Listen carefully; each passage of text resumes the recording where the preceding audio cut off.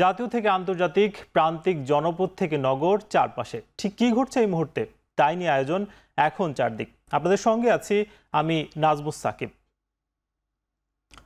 প্রধানমন্ত্রী শেখ হাসিনা বলেছেন, দারিদ্র্যের হার আরও কমিয়ে আনতে কাজ করছে সরকার। আওয়ামী লীগ সরকার টানা ক্ষমতায় থাকায় উন্নয়ন অব্যাহত রয়েছে।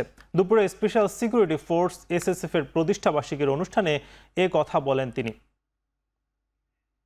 দারিদ্র্যের হার যা 41 ছিল সেটা এখন 18.7 ভাগে নেমে এসেছে। আমাদের লক্ষ্য ছিল যে এটা আমরা 16-17% মধ্যে নিয়ে নামিয়ে আনবো।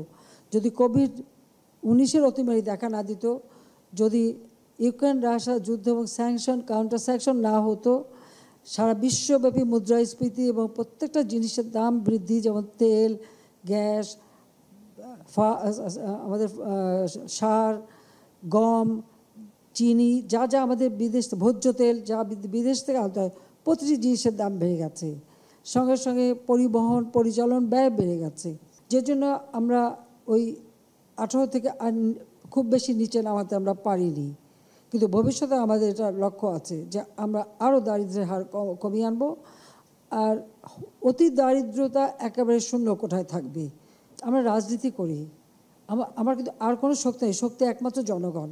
এই জনগণের শক্তিটা নিয়েই আমরা চলি। কাজে এই জনবিচ্ছিন্ন যাতে না হয়ে যায়, আমি জানি এটা কঠিন দায়িত্ব, তারপরেও এই দায়িত্ব এদিকটাও নজর রাখতে হবে যে এই মানুষগুলির জন্যই তো রাজনীতি করি, এই মানুষদের নিয়েই তো পথ চলা, আর যাদেরকে নিয়েই দেশের মানুষের কাজ করি, তাদের থেকে যেন কোনো মধ্যে বিচ্ছিন্ন হয়ে না যায়। মানুষের থেকে বিচ্ছিন্ন হলে কিন্তু আমাকে আর গুলি বোমা লাগবে না, এমনি শেষ হয়ে যাব।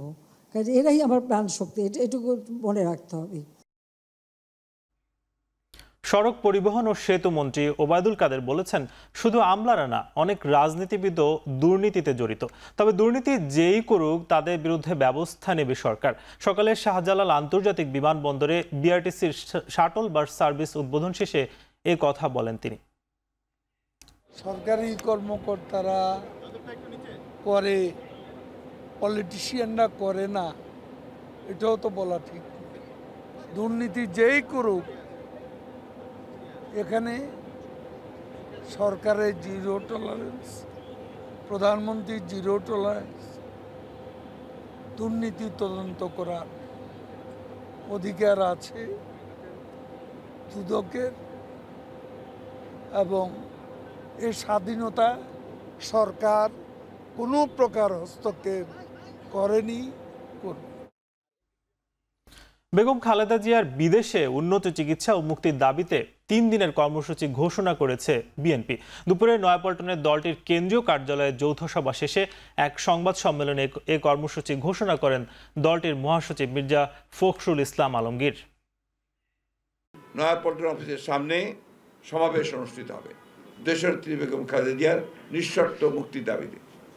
এটা হচ্ছে আপনার 29শে জুন। আমরা এই মুক্তির আন্দোলনকে একটা চূড়ান্ত পর্যায়ে নিয়ে যেতে চাই। দেশনেত্রী বেগম খালেদা জিয়া আজকে গুরুতর অসুস্থ, আজকে নয়, তিনি দীর্ঘকাল ধরে অনেক জটিল রোগে তিনি আক্রান্ত, এবং এই রোগ, তার জটিলতা এমন একটা জায়গায় উপস্থিত হয়েছে যে কোনো সময় তার জীবনহানি হতে পারে। বাড়তি উৎপাদন সত্ত্বেও কেবল সংরক্ষণ জটিলতার কারণে প্রতি বছর পেঁয়াজ আমদানি করতে হচ্ছে, এমন মন্তব্য করেছেন বাণিজ্য প্রতিমন্ত্রী আহসানুল ইসলাম টিটু। সোমবার সচিবালয়ে বিএসআরএফ সংলাপে তিনি বলেন, নিত্য প্রয়োজনীয় সব পণ্যের সরবরাহ যথাযথ আছে। চাহিদার বিপরীতে শতভাগ উৎপাদন সত্ত্বেও চালের দামে অস্থিরতা ছিল, সে সংকট নিরসনে উদ্যোগ নেওয়া হয়েছে। প্রতিমন্ত্রী বলেন, দ্রব্যমূল্য সহনীয় রাখতে নিয়মিত বাজার পর্যবেক্ষণ করা হচ্ছে। বাজার ব্যবস্থাপনায় মধ্যস্বত্বভোগীদের প্রভাব থাকে, তাদের একটা নিয়মের মধ্যে আনার চেষ্টা চলছে। এদিকে সংঘর্ষের কারণে 21 দিন ধরে মিয়ানমারের সাথে বন্ধ থাকা আমদানি রপ্তানি জুলাইতে চুক্তির পর স্বাভাবিক হবে বলে আশা করেন প্রতিমন্ত্রী। দ্রব্যমূল্যকে মানুষের ক্রয় ক্ষমতা কিন্তু স্টেবল আছে। আমাদের কৃষি উৎপাদিত পণ্য বাজারে সাপ্লাই চেইনটা যেন স্থিতিশীল থাকে, কোনো ব্যক্তি বা গোষ্ঠীর হাতে যেন কোনোভাবে বাজারের নিয়ন্ত্রণ না চলে যায়, বাজারের স্বাভাবিক যে গতি, যেটাকে আমরা বলি প্রাইসিং মেকানিজম, যে ডিমান্ড এবং সাপ্লাইয়ের মাধ্যমেই জানি মূল্য নির্ধারণ হয়, তো সেই জিনিসটা আমরা সচেষ্ট থাকি সবসময়। এবং চালের বাজারে কৃষি পণ্য চাল শতভাগ আমরা আমদানির বাইরে আমরা নিজস্ব উৎপাদন থেকে আমরা সরবরাহ করি, তারপরেও চালের দাম একটু অস্থিরতা ছিল। আমরা চালের বিষয়ে একটা যুগান্তকারী সিদ্ধান্ত নেই এবং সেটা 1লা বৈশাখ থেকে বাস্তবায়ন হয়েছে। সেটা হলো যে চালের জাত উল্লেখ করে উৎপাদন সময় এবং সর্বোচ্চ খুচরা মূল্য এই জিনিসগুলি বস্তার গায়ে উল্লেখ করে বাজারজাত করতে হবে। স্বাস্থ্যমন্ত্রী ডাক্তার সামন্তলাল সেন বলেছেন, হাসপাতালে চিকিৎসা সহ জনবল সংকট রয়েছে, রাতারাতি এই সমস্যার সমাধান হবে না। সকালে রাজধানীর হাজারীবাগে শহীদ শামসুন্নেসা আরজু মনি মা ও শিশু কল্যাণ কেন্দ্রে 50 শয্যায় উন্নীতকরণ অনুষ্ঠানে তিনি কথা বলেন। এ সময় উপস্থিত মেয়র ফজলে নূর তাপস বলেন, নগরে প্রাথমিক স্বাস্থ্যসেবা নিশ্চিতে দক্ষিণ সিটি কর্পোরেশনকে বেগমান করতে চান তিনি। আপনাদের এখানে যখন মারা আসবে আপনারা সেই জিনিসটাও খেয়াল করবেন, তাদের ব্রেস্টে কোনো লাম্প আছে কিনা। এবং আমি আপনাদেরকে বলে যাই, আপনারা যদি সেরকম কোনো রোগী পান, আমাদের হাসপাতাল Sheikh Hasina burn institute of plastic সার্জারিতে বাংলাদেশে সবচেয়ে ভালো ব্রেস্ট স্ক্রিনিং হয়, সব অত্যাধুনিক যন্ত্রপাতি দিয়ে। আপনারা যদি আমাদের কাছে 15 জন করে রোগী এরকম পাঠিয়ে দেন, বিনামূল্যে আমরা সব টেস্ট করে তাদের চিকিৎসা করে দিব। হ্যাঁ, আমি জানি অনেক ঘাটতি আছে এবং এই ঘাটতি রাতারাতি পূরণ করা সম্ভব না। আমরা কাজ করে যাচ্ছি, আমাদেরকে কিছুটা সময় দেন, আমরা চেষ্টা করব যে মানুষের দোরগোড়ায় চিকিৎসা ব্যবস্থার জন্য আমরা পৌঁছে দিতে পারি যেভাবেই হোক। আমাদের ঢাকা দক্ষিণ সিটি কর্পোরেশন আমরা প্রাথমিক স্বাস্থ্য সেবা দিয়ে থাকি, এই নগর ভিত্তিক সেই স্বাস্থ্য সেবা আমরা অত্যন্ত সুচারুরূপে দিয়ে চলেছি, কিন্তু আমরা চাই যে এটাকে আরো কলেবর বৃদ্ধি করা এবং আন্তর্জাতিক মানদণ্ডে সেটাকে আরো নিশ্চিত করা। এর জন্য আপনাদের সহযোগিতা প্রয়োজন হবে। আমাদের যে নগর প্রাথমিক স্বাস্থ্য সেবা চলছে, চলমান আছে যে কার্যক্রম, এটা একটি প্রকল্পের আওতায় রয়েছে, যেটা এশিয়ান ডেভেলপমেন্ট ব্যাংক আমাদেরকে অর্থায়ন করে থাকে। আমরা ভবিষ্যতে এই প্রকল্প হয়তো বা আগামী বছর শেষ হয়ে যাবে। আমরা চাই আমাদের নিজস্ব সক্ষমতায় আমরা এই সেবাগুলো নিশ্চিত করতে এবং এর কলেবর বৃদ্ধি করতে। এখন চারদিকে নিচ্ছে ছোট্ট একটি বিরতি, ফিরছি কিছুক্ষণ পর।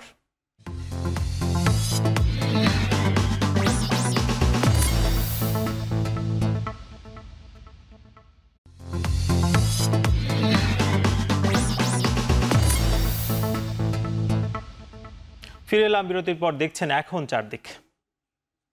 নারায়ণগঞ্জের ফতুল্লা নদীতে মেঘনা তেলের ডিপো থেকে ভোলাগামী তেলবাহী জাহাজে আগুনের ঘটনায় একজনের মরদেহ উদ্ধার করেছে ফায়ার সার্ভিস। জাহাজে থাকা আরও একজনকে উদ্ধার করে হাসপাতালে ভর্তি করা হয়েছে। নিখোঁজ রয়েছেন আরও 3 জন। ফায়ার সার্ভিস জানিয়েছে, দুপুর 1:30টার দিকে ভোলাগামী একটি তেলবাহী জাহাজে হঠাৎ আগুন লেগে যায়।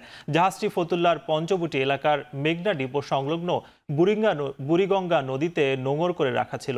ফায়ার সার্ভিস জানিয়েছে, জাহাজটি তেল নিয়ে ভোলায় যাত্রা করার কথা ছিল। দুপুরে জাহাজের স্টাফরা রান্না করার সময় আগুন লেগে যায়। বিস্ফোরিত হয় জাহাজের ভেতরে সংরক্ষণ করে রাখা পেট্রোল ও ডিজেলের ড্রাম। জাহাজে 86 ড্রাম পেট্রোল ও 70 ড্রাম ডিজেল মজুদ ছিল বলে জানা গেছে। ফায়ার সার্ভিসের 9টি ইউনিটের 2.5 ঘন্টার চেষ্টায় আগুন নিয়ন্ত্রণে আসে। আগুন প্রথম অবস্থায় খুবই বিপজ্জনক ছিল। আপনারা জানেন, ওয়েল ট্যাঙ্কার, এর ভিতরে অকটেনের ড্রাম ছিল এবং এই অকটেনের ড্রামে আগুন আমাদের যখন নিয়ন্ত্রণে আসে 15টার সময়, এরপরে আমরা দেখতে পাই এর ভিতরে অন্যান্য কিছু ম্যাটেরিয়ালস আছে, অর্থাৎ এগুলো কয়েল তৈরি করার, মশার কয়েল তৈরি করার কিছু র ম্যাটেরিয়ালস এর ভিতরে আছে। তো আমরা 15টার সময় আগুন নিয়ন্ত্রণে আনি। আমরা একটা ডেড বডি পেয়েছি, সেটা আমরা রিকভারি করে আমরা পুলিশের কাছে হস্তান্তর করেছি।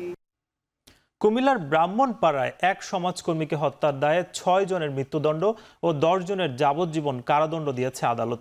দুপুরে কুমিল্লা অতিরিক্ত জেলা ও দায়রা জজ আদালতের বিচারক মোহাম্মদ জাহাঙ্গীর হোসেন এ রায় দেন। এ সময় দণ্ডপ্রাপ্ত সকলকে 50,000 টাকা করে জরিমানা করা হয়েছে, আর বেকসুর খালাস দেওয়া হয় 2 জনকে।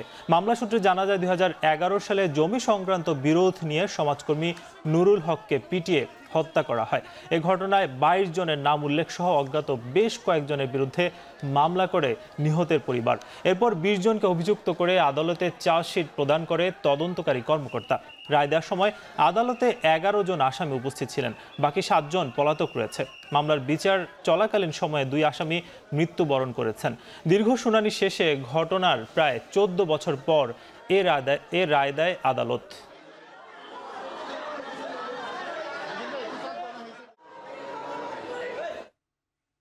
বগুড়া জেলা কারাগারের ছাদ ভেঙে পালানো ফাঁসির দণ্ডপ্রাপ্ত 4 আসামিকে গ্রেপ্তার করেছে জেলা পুলিশ। মঙ্গলবার রাতে কারাগারের কন্ডেম সেল থেকে আসামিরা পালিয়ে যায়। পুলিশ জানায়, মঙ্গলবার রাতে কারাগারের ছাদ ফুটো করে দেয়াল টপকিয়ে 4 আসামি পালিয়ে যায়। বুধবার ভোরে শহরের চেলোপাড়া চাষি বাজারে অভিযান চালিয়ে পলাতক আসামিদের গ্রেপ্তার করা হয়। পরে গ্রেপ্তার 4 জনকে ডিবি কার্যালয়ে নিয়ে শনাক্ত করে কারা কর্তৃপক্ষ। ফাঁসির দণ্ডপ্রাপ্ত এসব আসামিদের বিরুদ্ধে মামলা প্রক্রিয়াধীন।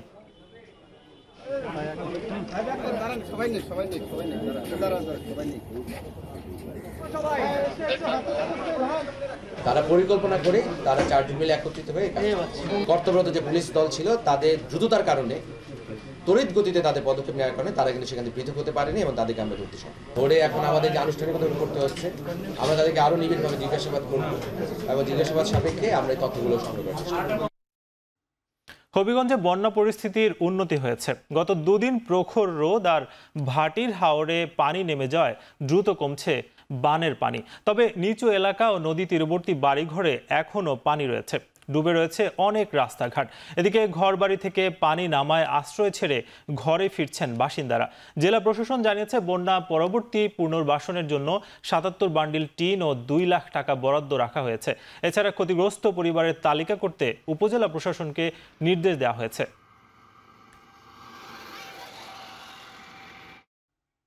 ডিমের দাম বাড়ার কারণ খুঁজতে রাজধানীর কাপ্তান বাজারে বিশেষ অভিযান পরিচালনা করেছে জাতীয় ভোক্তা অধিকার সংরক্ষণ অধিদপ্তর। দুপুর 12টায় ডিমের বাজারে অভিযান শুরু হয়। এ সময় একটি দোকানে 10,000 ও আরেকটি দোকানে 5,000 টাকা জরিমানা করা হয়। ঈদের আগে পাইকারিতে প্রতি ডজন 120 টাকা থাকলেও খুচরায় বিক্রি হতো 138 থেকে 140 টাকা। ঈদের পর পাইকারিতে 140 টাকার খুচরা বাজারে ডজন বিক্রি হচ্ছে 160 থেকে 165 টাকা। অভিযানের খোঁজ পেয়ে ডিমের দোকান বন্ধ করে পালিয়ে যায় দোকানদাররা। ক্রয়ের ক্যাশ মেমোতে দরের উল্লেখ থাকার বিধান ছিল, সেই দর আমরা দেখতে পেলাম না। বিক্রয়ের ক্যাশ মেমোতে কার্বন কপিতে যে রেট লেখার কথা ছিল সেটিও আমরা দেখতে পেলাম না, এবং মূল্য তালিকা যেটি প্রদর্শন করা হয়েছে তার চেয়ে অধিক মূল্যে বিক্রি করা হচ্ছে। এখানে বিভিন্ন রকমের অনিয়ম পরিলক্ষিত হয়েছে। এই অপরাধে 2টি প্রতিষ্ঠানকে জরিমানা আরোপ করা হয়েছে এবং অন্য যে প্রতিষ্ঠান সেগুলো তালা মারিয়ে তারা এখান থেকে সটকে গিয়েছে। বগুড়ায় বেড়েছে সব ধরনের ধানের দাম। জাতভেদে প্রতিমণ ধানে বেড়েছে 1 থেকে 150 টাকা পর্যন্ত। ব্যবসায়ীরা জানায়, খাদ্য গুদামে সরকারিভাবে ধান কেনা শুরু হওয়ায় দর কিছুটা বেড়েছে। তবে চিকন জাতের চেয়ে মোটা জাতের ধানের দাম তুলনামূলক বেশি বেড়েছে। বুধবার জেলার বিভিন্ন বাজারে ব্রি 33 মোটা ধান বিক্রি হয় 1280 টাকায়, আর চিকন কাটারি চাল বিক্রি হয় 1300 টাকায়। অ্যাপসের মাধ্যমে ধান কেনার নিয়ম শিথিল করে 1 জুলাই থেকে সব কৃষকের কাছ থেকে ধান কেনার পরিপত্র জারি করে সরকার।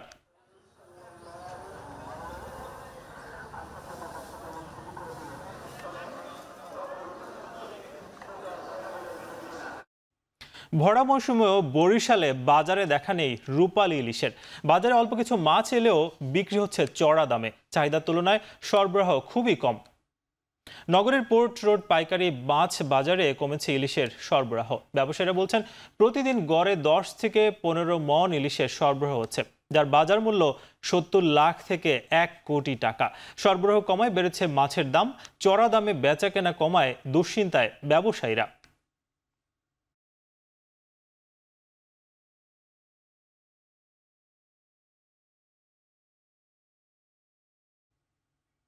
এখন চারদিকে নিচ্ছি আরো একটি বিরতি, ফিরছি কিছুক্ষণ পর।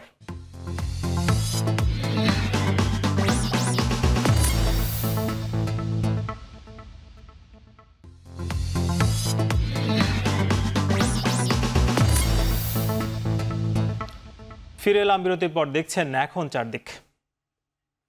যৌথভাবে বৈদ্যুতিক গাড়ি তৈরি করবে বিশ্বের দ্বিতীয় বৃহত্তম গাড়ি নির্মাতা প্রতিষ্ঠান ফোক্সওয়াগন এবং আরেক মার্কিন গাড়ি নির্মাতা প্রতিষ্ঠান রিভিয়ান। বৈদ্যুতিক গাড়ি নির্মাতা প্রতিষ্ঠান রিভিয়ান আর জার্মানির গাড়ি নির্মাতা প্রতিষ্ঠান ফোক্সওয়াগন যৌথভাবে $500 কোটি বিনিয়োগের চুক্তি করবে। এতে ব্যবহার করা হবে পরবর্তী প্রজন্মের সফটওয়্যার। দুই প্রতিষ্ঠানই এই সফটওয়্যার ব্যবহার করবে। 2030 সালের আগেই এই সফটওয়্যার সম্বলিত গাড়ি বাজারে ছাড়া হবে। পাশাপাশি দুই প্রতিষ্ঠানের লক্ষ্য সুলভ মূল্যে গাড়ি সরবরাহ। নিজেদের সফটওয়্যার কোম্পানি ক্যারিয়ারের সঙ্গে সমস্যার কারণে অডি আর পোরশের নতুন বৈদ্যুতিক গাড়ির সংস্করণ বাজারে আনতে দেরি হয় ফক্সওয়াগনের। এদিকে এই ঘোষণায় রিভিয়ানের শেয়ারের দর বেড়েছে 42%। ইউক্রেনে সেনা অভিযান নিয়ে ভুল তথ্য ছড়ানোর অভিযোগে পশ্চিমা 81টি গণমাধ্যম নিষিদ্ধ করেছে রাশিয়া। ইউরোপীয় ইউনিয়নের 25টি দেশের নিষিদ্ধ গণমাধ্যমের বিরুদ্ধে রাশিয়ার অভিযোগ, ইচ্ছে করেই ভুল তথ্য ছড়াচ্ছে তারা। রাশিয়া এরই মধ্যে স্বাধীনভাবে পরিচালিত অনেক গণমাধ্যম দেশের ভেতরে বন্ধ করে দেওয়া হয়েছে। যদিও রাশিয়ার এই সিদ্ধান্তের তীব্র সমালোচনা করছে ইউরোপীয় ইউনিয়ন। এর আগে মে মাসে ক্রেমলিনের প্রোপাগান্ডা নেটওয়ার্ক আখ্যা দিয়ে ইউরোপে কয়েকটি গণমাধ্যম বন্ধ করে দেয় ইউরোপীয় ইউনিয়ন। রাশিয়া বলছে এই নিষেধাজ্ঞা প্রত্যাহার করে নিলেও রাশিয়াও নিষেধাজ্ঞা প্রত্যাহার করবে। শেষ করছি এখন চারদিক। এখন টেলিভিশন ওয়েবসাইটে দেখতে ভিজিট করুন www.ekhon.tv। এছাড়া ফেসবুকে দেখতে ভিজিট করুন facebook.com/tv.ekhon। এছাড়া ইউটিউবে দেখতে ভিজিট করুন youtube.com/c/techontv।